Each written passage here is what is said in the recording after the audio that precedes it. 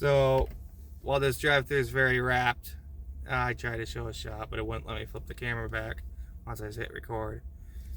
I'll show you real quick. Yeah. But seriously, like these gas incentives. Thank you, Kim Side Money Plan. Shout out to you for giving me the inspiration to do this video. You wanted to hear what I had to say. I think these companies knew exactly what they're doing. The bottom feeders are out in full force. There's a $1 natural peak pay probably because of this, because people aren't taking the McDonald's orders, and it's pretty insane. I mean, I took a risk to go to a more desirable area because Fort Drum died off. Now I'm in the city, in Watertown. It is what it is. I'm gonna wait. It's not gonna get any better. The restaurant across sucks, and 7-Elevens are sparse. So these companies knew exactly what they were doing when they did this. I think that's why DoorDash held off for a while. The peak pays were great. There were scheduled $2, $3, $4 peak pays. Like 2 Sundays ago, they had a $4 peak pay, and I made bank, and it pushed me above 2,500, which is my minimum I like to make per week. You know, I work 70, 80, 90, 100 hours a week, which I gotta get those numbers up. But that's another subject. But like now I barely see peak pays. I see $1 for it being very busy for orders sitting. Very rarely I see 1 and 1 stacked on each other for like a 30-minute period when it's just like there's a bunch of orders sitting and there's not enough drivers to handle it all. But I've seen that once on a Sunday. Sunday is typically a day that a lot of drivers don't like to dash, and there's fewer drivers out. And this guy thinks he's gonna cheat the system. And but anyways, what I was gonna say is that they knew what they were doing. I did 700. I can look up. I screenshotted this. I did 700 something miles. Yeah. Last week, you earned $15 extra by completing orders totaling 715 miles from Monday through Sunday. If you guys can see that. Let me try to turn down the brightness of it.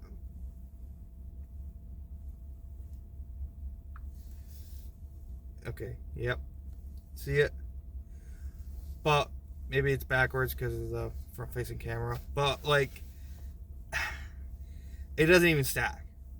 Like, 715 miles, I should have at least $40 extra minimal, is what I estimated, what they wanted. And they didn't even do that. Like, drivers like me that work all week and work hard and go out there and bust some tail, they're rewarding the part-timers. They want all these part-timers back to take these crappy orders. Like, most of them, in my opinion, are not very good dashers. I started hearing complaints again. I don't know what it's like in your guys' markets, but I'm sure you hear from customers, yeah, I got this guy today. By luck of the draw, sometimes they get the good orders because they're the freest dasher closest to the restaurant. So, or driver on the other apps and Grubhub, Uber Eats. I hear it on Grubhub too. So, like, it is what it is. There's people just not willing to be very good drivers. They don't take this very seriously. It's a part-time gig. They're rude. They demand the customers come to their car. I saw one tonight, and the guy was just way too polite to say anything. And like, I could tell by the expression on his face, he was taken aback. Well, I don't know this place, honey. I'm a mama. You can come out here and come to me. It's like, well, just because you're a mom and a female doesn't mean that you don't have to try to get to your customer. And he can come to the door and wave at you saying, hey, I'm here. This is the right place. And you come up and you get your stuff. You walk up to him. You walk in the door so you're not having food out in the cold. Just like basic stuff. Like, it's one thing if a customer walks towards me as I approach, but it's another to demand they come to you. That really irritates me, and that's why I don't like these bad drivers being out. They need to kick these people off the platforms instead of they pacify them, because they want these orders done. I understand from a business standpoint what they're doing, and they're saving millions of dollars by just investing a few million. They're probably saving tens of millions. So, you know, I don't like it. I'd rather the peak pays come back, the bad orders get passed around so they're boosted appropriately. I'll let my ratings take a beating. They excluded 4 of them. It took them a bit. They didn't do it right away, but they excluded 4 bad ratings because of these people. When the orders do get passed around, like in the middle of the afternoon, these people aren't around. We sit there and pass them around until like 4 p.m. when they ordered at 2, you know? So I really think it was a really bad move to do that. From a business standpoint, it was a great move. I just feel that it encourages the drivers with the bad habits to come out in full force for a little free extra money in their minds anyway. They're not very profitable. Like, even with these gas prices, if you're not taking a 450 and getting something with that for, I think in my area I work, it's usually at least a 3-mile trip for a short trip to go on post. It's not worth it. In the city, you know, 450 for a couple miles, you could be somewhat profitable. You just wouldn't make very much. Your dollar per mile wouldn't be bad, but you just wouldn't be making very much an hour. And these people be like, no, you're leaving money on the table. It's like, I gave up on that a long time ago. Let the bottom feeders be, you know, let them do what they want. I try to help my drivers. I try to coach them, and I ran into a situation the other day, and I talked to another great creator about it offline, and, you know, he agrees with me. He's like, you know, it is what it is. You're not going to make them listen if they don't want to. Like, I understand that, but, like, I was taken aback by the reactions I get sometimes. It's quite ridiculous. Like, but the gas prices and these gas incentives made them come out, but they didn't even look at the app until they got these emails and notifications saying, hey, look, Uber Eats and DoorDash and Grubhub, we're giving you all these gas incentives to come out and work. Come out and take advantage.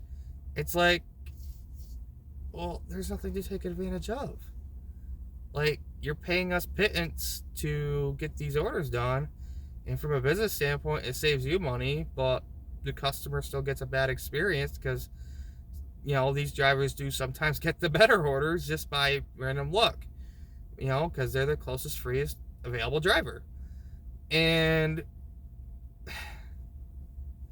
I can't stand when these drivers are treated like that, or when these customers are treated like that, excuse me.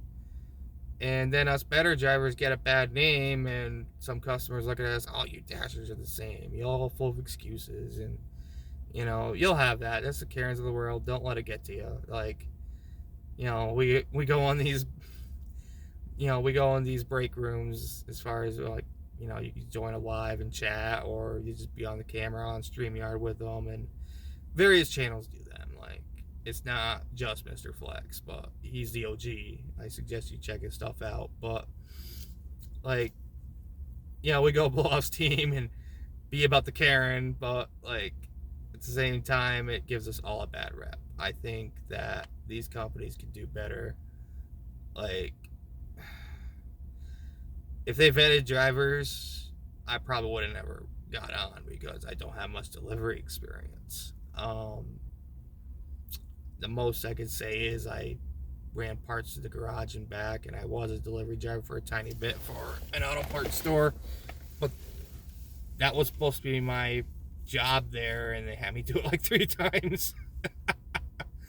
They sent me out on 3 runs, and then they didn't give me good descriptions of where to go. They didn't give me the addresses of these places. They just gave me the name, and I had to, like, look it up myself on Google. So, you know, it is what it is, but, you know, I can't complain. I was in the company vehicle, not using my car. Right now, I hope some of these drivers fall back off when they get to a week or two down and they start getting broke because of it. And hopefully it goes back the other way. But the gas prices are stabilized for right now. But you can still make it work, guys. I still encourage experimentation. Like, experiment in your market. Find those hidden honey holes and have multiple apps. I know everyone preaches that, but it's not just the food delivery. Most people aren't even willing to do grocery orders. Maybe it puts you right by a bunch of stores. It puts you by a Sam's Club, a BJ's, a Costco, something $19 to go back 10 miles sounds great to me. But in the middle of the afternoon, especially, why not? Instacart's my background app. I love it. Like, a lot of people bash it. You can have ship. You can have, if you have corner shop in your area, they pay amazing for the time being because they're trying to attract new drivers for the first little bit. And after 2-3 years down the road, I think they'll just be like Instacart or ship. It's not, the pay's not going to be that great, but you can make it work. But still make smart decisions. I mean, I could have took a lot riskier orders, but I take a less low risk order first, and then I'll pair it with that $9 for 9 miles because I got an order for $8 going 4.5 to pair with it. And then I still look where it lands me, how busy it is at that time of day or what time I'll be done, and the likeliness that I'll get an order very quickly after that. And not many people take that into consideration. That's just on the food delivery side. I was checking Roadie constantly all day. It was dead all afternoon. I didn't make very good money today, but I'd rather sit than waste my mileage, my gas.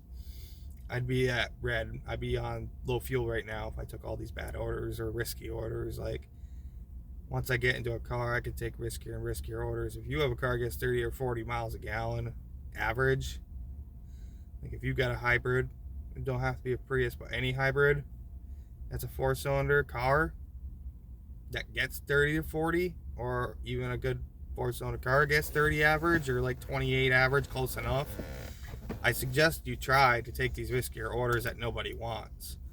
You might be surprised what you'll get. I've seen DoorDash on an add-on hide tips. They sent me a plus $6 for additional 5.9 miles. And it ended up being a hidden tip. I think it was like $8.50 or $9. So the money's still out there, guys. Uber Eats hides tips too. $8 will become around $10. That's a hidden tip amount, and $11 will become more oftentimes on Uber Eats. But like these other, like Grubhub, you gotta be careful on them too. Like, the tips on there don't always are not that great. Sometimes it's just a fully boosted order. Alright, you enjoy, fam. YouTube out. Take care.